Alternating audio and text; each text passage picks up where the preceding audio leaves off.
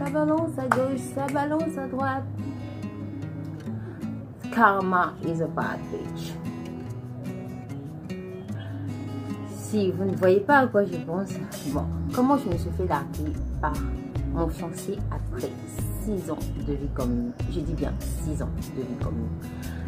Donc, l'histoire est assez longue, mais je vais la faire courte.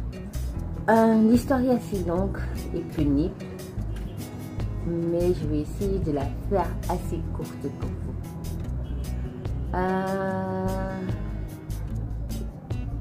Où est mon intro? J'ai pas d'intro. Salut tout le monde, bienvenue dans ma chaîne YouTube. Aujourd'hui, on va avoir une story time. Donc, lui, on va l'appeler Alex. On s'est rencontrés au Cameroun quand j'avais la vingtaine. J'étais à l'université, je venais juste d'arriver, tout droit de l'université. Et on s'est rencontrés par un site de rencontres camerounais. On s'est parlé pendant un mois sur internet et tout, par mail. Et on a décidé de se voir, on s'est rencontrés, on s'est plu, on a commencé à sortir ensemble au bout de quelques mois. Il me dit, bon, tiens, tu me plais beaucoup, je voudrais vraiment faire quelque chose de sérieux avec toi, mais je suis mariée.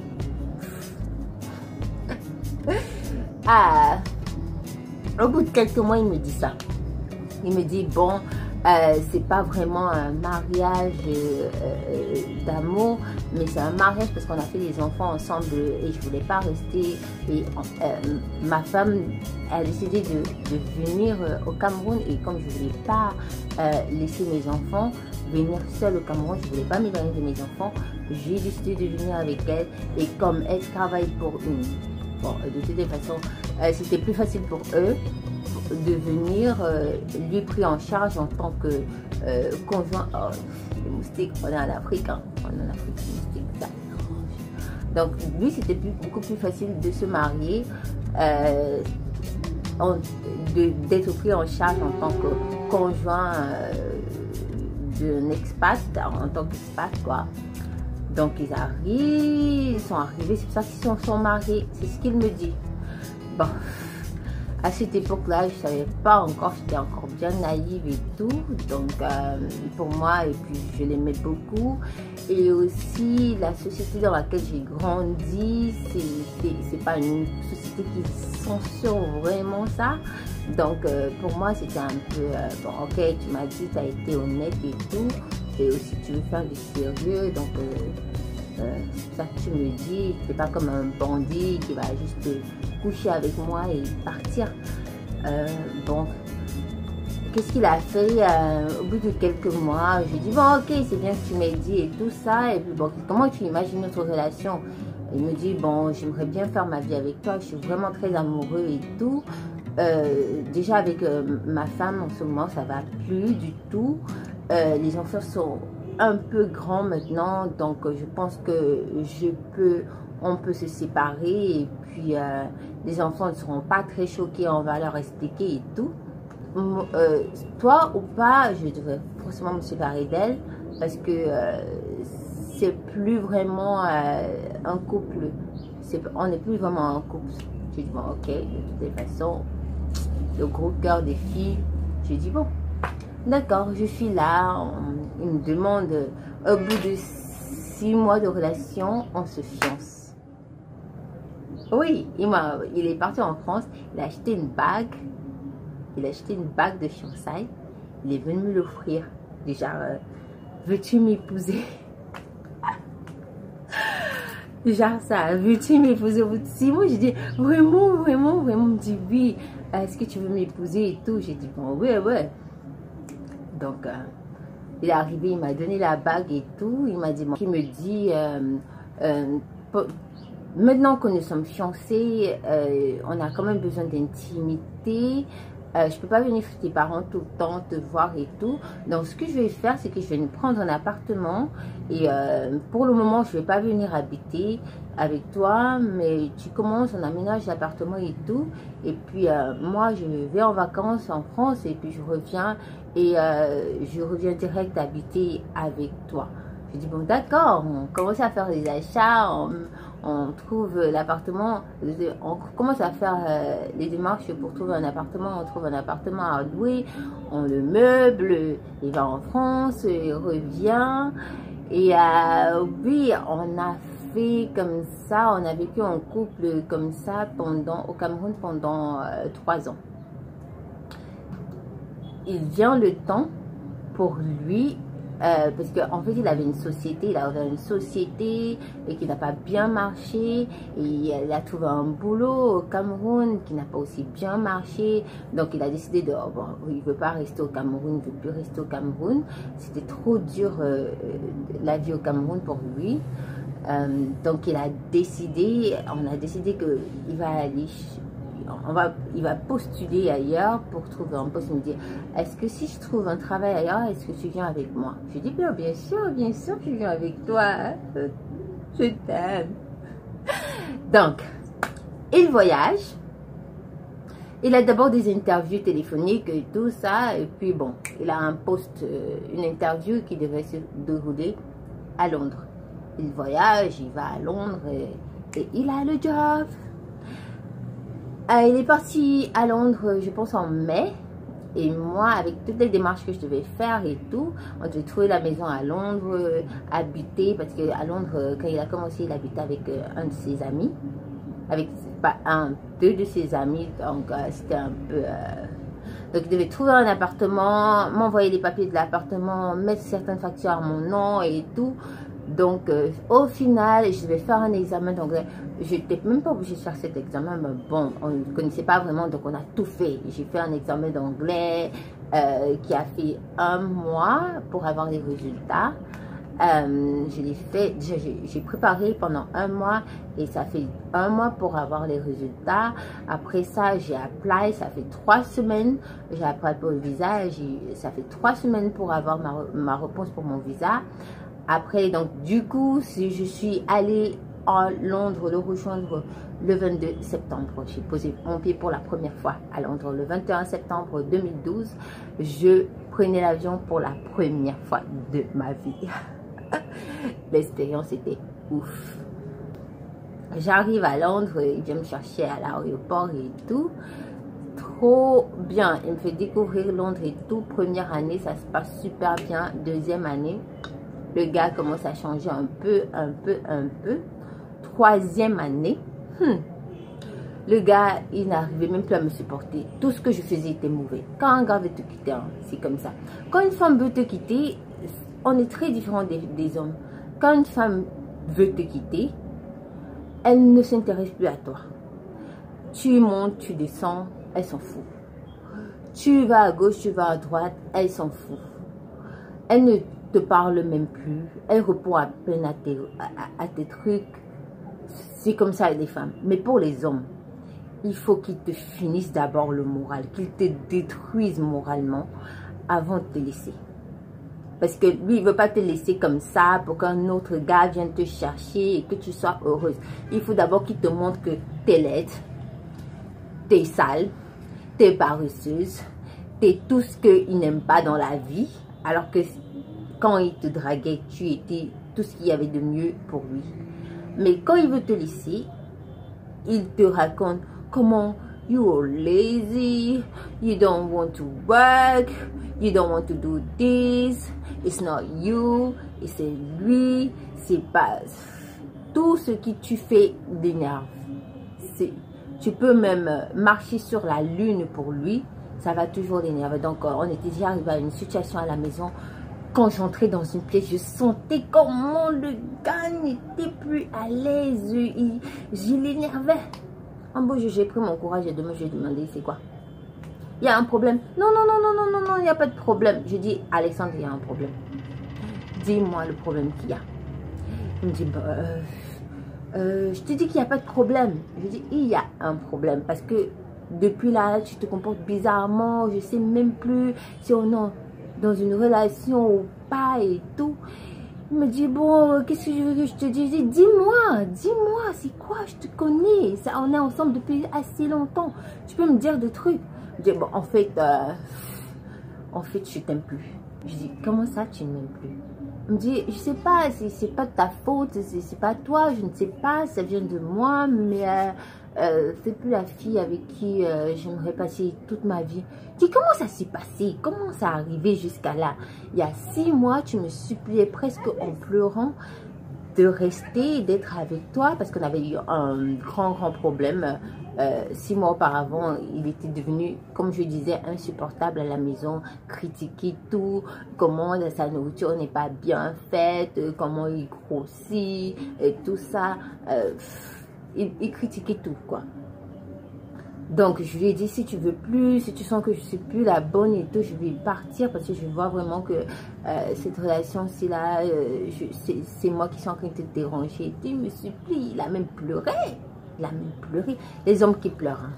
Quand un homme pleure pour se faire pardonner de quelque chose, ces gens sont les plus mauvais. C'est-à-dire que quand c'est à ton tour, quand les rôles sont inversés là, que c'est toi qui le supplie pour quelque chose, ils sont intransigeants. Ils ne pardonnent pas facilement. Même si c'est pas ta faute, des hommes comme ça, leur décision, c'est leur décision de transpirer vraiment beaucoup. Donc, excusez-moi si mon make-up ne se voit pas bien et tout. De transpiration de l'Afrique, quoi.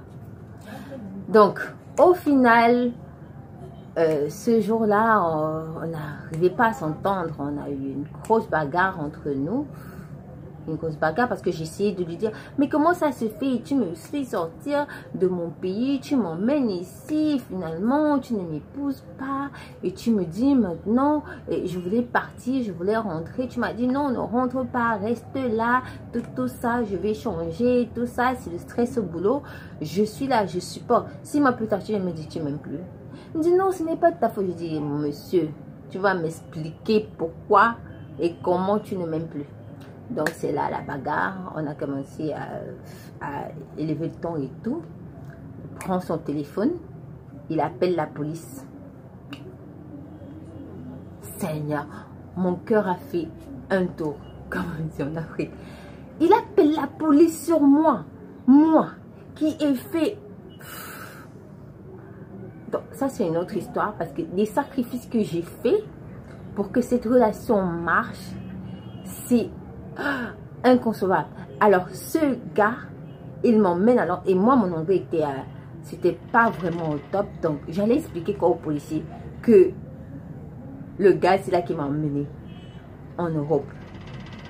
Non seulement il veut me quitter, il me met dehors et il veut encore appeler la police sur moi.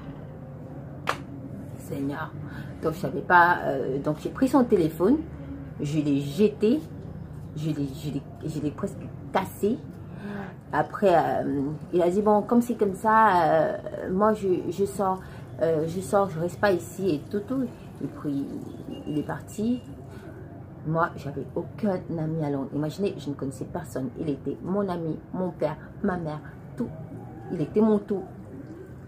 À Londres, c'était alors pire parce que j'avais même pas ma famille à côté. Donc, j'étais vraiment déstabilisée. Heureusement, j'avais un ami en commun qu'on connaissait du Cameroun qui était à Londres. Je l'ai appelé, qui était un ami en commun. Je l'ai appelé, je lui ai demandé, s'il te plaît, tu peux appeler Alexandre parce qu'il est sorti. On a eu une dispute, il ne veut plus rentrer, tout ça. J'ai essayé de l'appeler pour lui dire, rentre, je me suis calmée et tout. Il n'a pas voulu rentrer, quoi. Il n'a pas voulu rentrer. Donc, il est rentré le lendemain. Non, il m'a envoyé un email pour me dire, un long email comme ça, pour me dire que quand il arrive demain, là, que j'ai dégagé de sa maison, que je le fais dormir dehors, alors que c'est lui qui paye la maison et tout, qu'il ne veut plus me voir, qu'il faut que je dégage et tout. Seigneur. Voilà la phase où je comprends que c'est vraiment sérieux. Je commence j'écris les messages. Je supplie, je dis, rappelle-toi de nos galères au Cameroun, rappelle-toi de ceci, rappelle-toi de nos bons moments, rappelle-toi de ce que tu m'as promis, rappelle-toi, quand tu me parles comme ça, rappelle-toi qui je suis, pour toi, qui tu m'as dit que j'étais pour toi, rappelle-toi. est-ce que c'est comme ça qu'on parle à sa personne? Non, le gars était catégorique, il fallait que... Je dis, est-ce qu'il y a une autre fille? Il me dit, non, il n'y a pas une autre fille, pourquoi tu dis ça? Il n'y a pas une autre fille. Bon, l'histoire, c'est qu'il s'est avéré qu'il y avait une autre fille, parce que quand je suis sortie et tout, je sais pas, il a résilié le bail, il est allé habiter avec la fille. 6 mois plus tard, ils étaient mariés. 1 an plus tard, ils avaient un enfant, et ils sont encore mariés maintenant. Donc, le karma is a bad bitch. Pourquoi? Parce que moi, j'ai, à un moment, pour écoper de ça, parce qu'on s'est séparés un truc comme un septembre, et il m'a fallu franchement un bon 2 mois pour commencer à digérer la rupture. Et je me suis dit, en fait, tu perds quelqu'un comme tu l'as eu. Comme tu viens au pouvoir, c'est comme ça que tu t'en vas. Ce monsieur était marié avec sa femme qui probablement l'aimait et qui s'aimait au départ. S'ils ont fait 3 enfants ensemble, c'est forcément qu'il y avait un truc entre eux. On ne fait pas 3 enfants comme ça, mais à cette époque-là, bah, j'étais jeune, naïve et tout, et égoïste. Je ne réfléchissais pas. Donc, j'ai pris cette femme qui était presque la risée, parce que le Cameroun, hein, c'est petit comme ça. C'est après la séparation que j'ai entendu l'histoire, pas l'histoire de cette femme, mais ce qui s'est passé après que Alexandre l'ait quitté. Tout le monde a su, dans son entourage, qu'Alexandre l'a quitté pour une fille plus jeune, mince, qui n'a pas d'enfant, et tout, et tout, et tout. Tout le monde l'a su. Et imaginez dans un petit pays, quand quelque chose t'arrive comme ça dans un grand pays comme le Royaume-Uni, ou dans une grande ville comme à Londres, personne n'était au courant à part une amie qui est venue chercher mes bagages et qui m'a aidé à trouver du boulot. Personne n'était au courant à part ma famille. Et cette amie-là is a karma. The way this woman cried, la façon dont cette femme a pleuré pour avoir perdu son mari que tu as arraché, même si tu penses que tu n'as pas arraché, parce que c'était ça en fait. Tu as arraché le mari d'autrui. La façon dont elle a pleuré, il fallait aussi que tu pleures comme ça. Il fallait aussi que tu aies mal comme ça. Donc ça c'est l'histoire. The karma is a bad bitch. Et je me suis dit, je te dis, c'est le karma. C'est le karma. Comme tu viens au pouvoir, c'est comme ça que tu t'en vas. Et s'il vous plaît, tout ce qu'on fait sur terre, on le récolte forcément. Forcément. Et le plus cruel, le plus dur dans cette histoire, c'est que tu ne perds pas la personne du jour au lendemain. Tu enjoy la personne, tu t'habitues à la personne, tu fais des plans avec la personne, tu te sacrifies pour la personne, tu te sacrifies pour la personne et finalement, au moment de concrétiser des choses, parce que vous avez comme on dit au Cameroun, vous avez ensemble, vous avez vécu des trucs, maintenant la vie est belle, c'est là où le monsieur s'en va. Il dit hasta la vista. Je m'en vais sur d'autres cieux. Et là, ça fait encore beaucoup plus mal parce que tu t'es sacrifié et tout. Mais bon, comme tu viens au pouvoir, c'est comme ça que tu t'en vas. Et c'est tout pour ma story time. Comment je me suis fait larguer par mon fiancé au bout de 6 ans de cohabitation. See you in my next video. Je vous aime.